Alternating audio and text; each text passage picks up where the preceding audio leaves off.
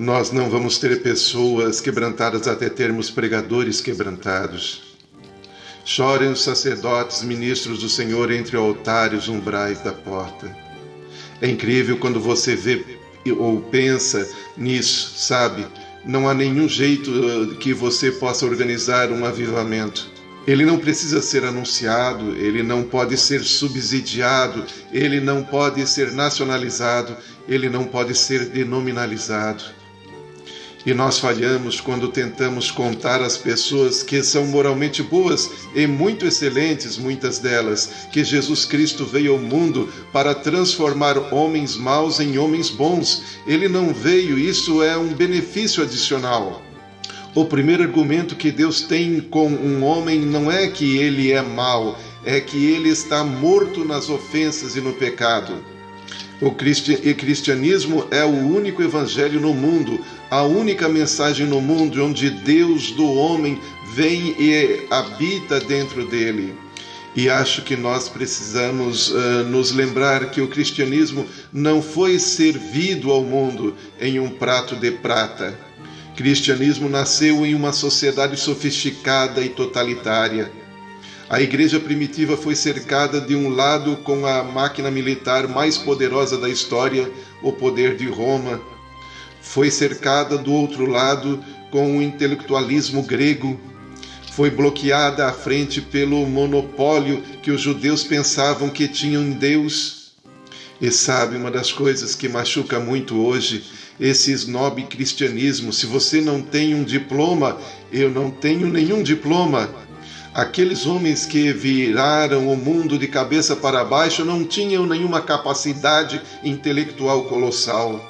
Eles não tinham nenhum apoio financeiro, eles não tinham nenhuma posição social. Eles eram os homens mais desprezados em Jerusalém e arredores, e ainda assim eles eclodiram de alguma forma. E mais tarde foi dito que eles viraram o mundo de pernas para o ar. Eu penso pelo menos uma vez por semana e algumas vezes, uma vez por dia, o que o Dr. J.B. Phillips disse, que nos deu o Novo Testamento. Phillips disse dos primeiros capítulos de Atos. Essa é a igreja de Jesus Cristo antes de se tornar obesa e sem fôlego pela prosperidade. Essa é a igreja de Jesus Cristo antes de se tornar musculosa pela organização. Essa é a igreja de Jesus Cristo onde eles não reuniam um grupo de intelectuais para estudar medicina psicossomática. Eles apenas curavam os enfermos. Essa é a igreja de Jesus Cristo onde eles não recitavam orações, mas eles oravam no Espírito Santo. Há uma grande diferença. A tragédia nas nossas faculdades e seminários neste momento é que nós transformamos homens que conhecem a palavra de Deus.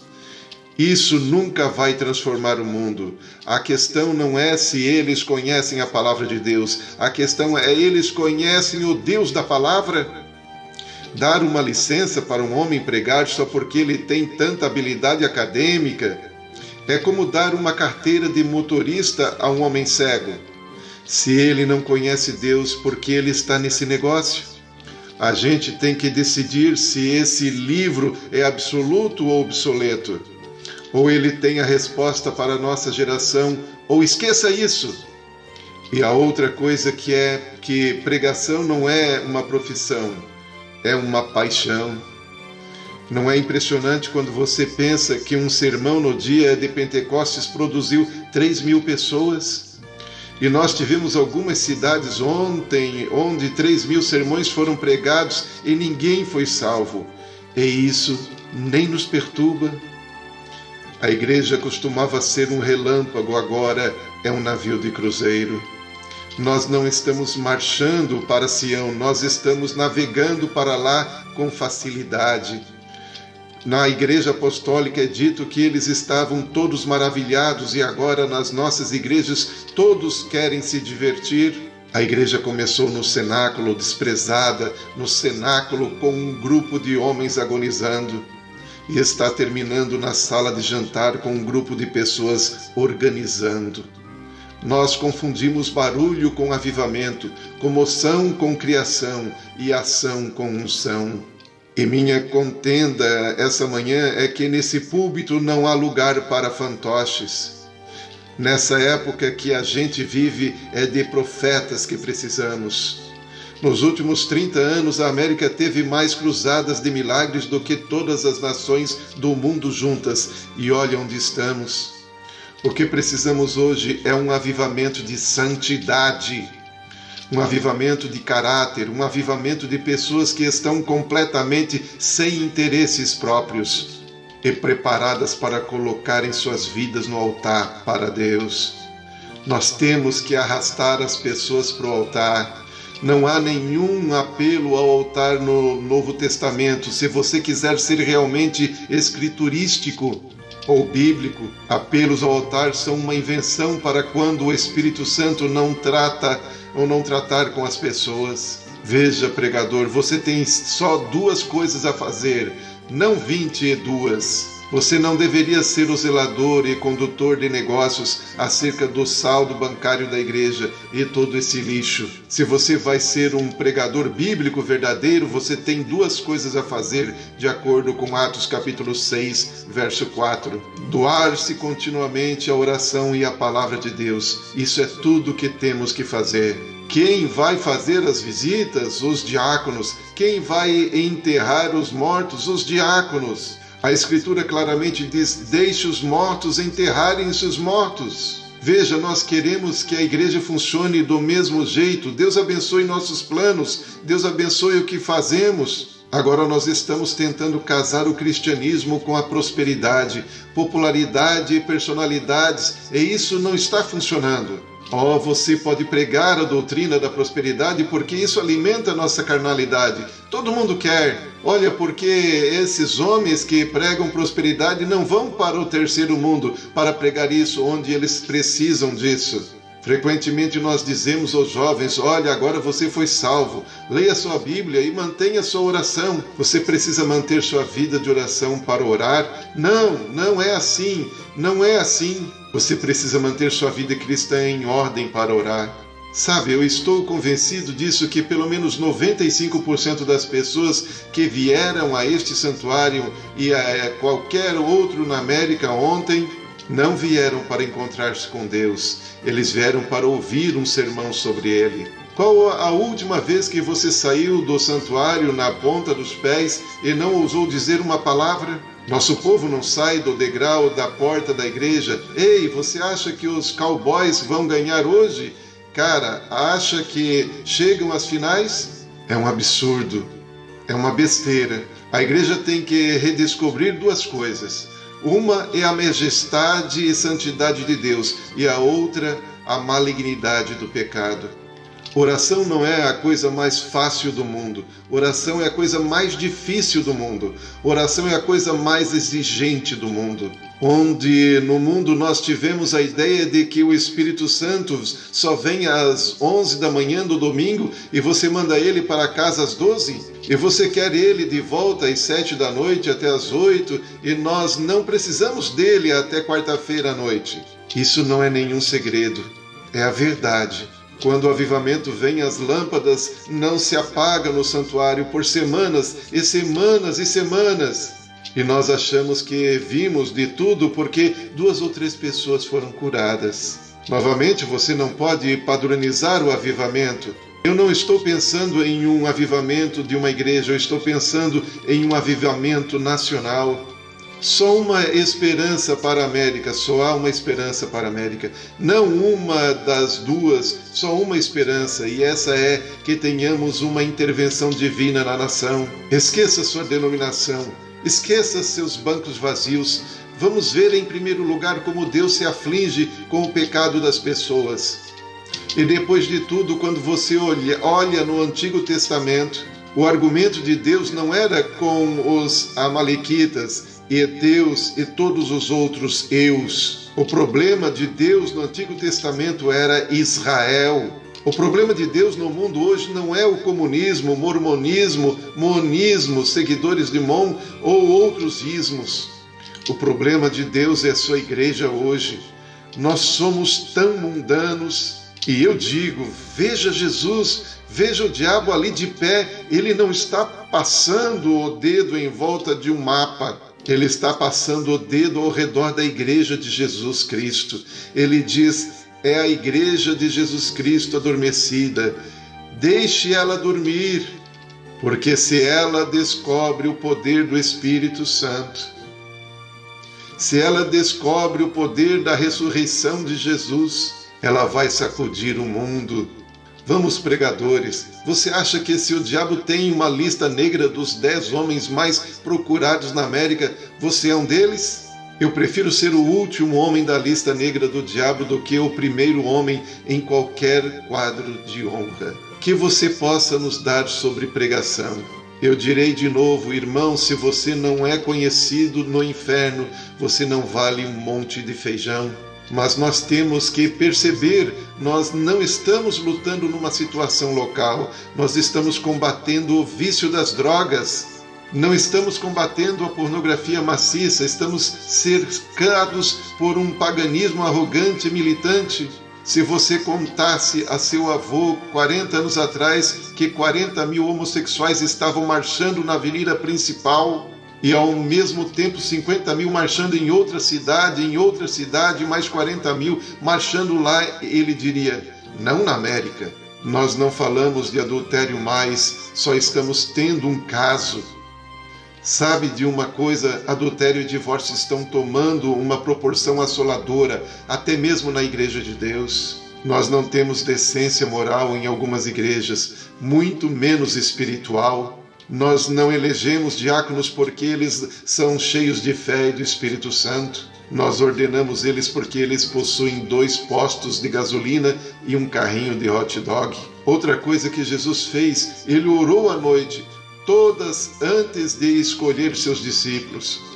Se orássemos a noite toda antes de escolher nossos diáconos, eu te garanto que metade deles não seria escolhido.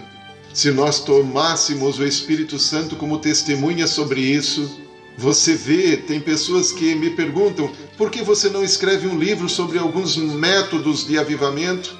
Não, eu não posso fazer isso. Nós não precisamos achar uma fórmula para o avivamento. A fórmula para o avivamento está na palavra de Deus, ou então não teria uma. A fórmula do avivamento é essa: os pregadores precisam acertar os altares e chorar porque eles não têm nenhuma lágrima, gemer porque não tem nenhum mover do Espírito de Deus, pedir perdão a Deus por nós termos meio que manipulamos o espiritual. Agora, eu não estou pensando só em milagres de membros atrofiados e outras coisas.